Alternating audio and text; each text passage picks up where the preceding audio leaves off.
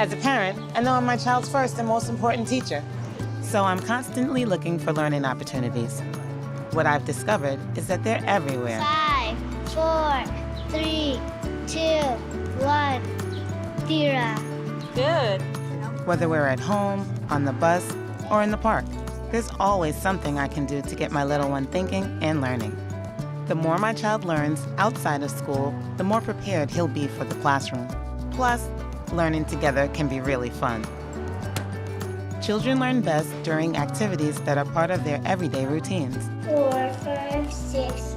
So we practice basic math skills like counting and number recognition all through the day. I spy with my little eyes number 6. Yes, good. When we go for walks around the city, I talk with my child about math concepts like sizes, shapes, and patterns. Comparisons are his favorite.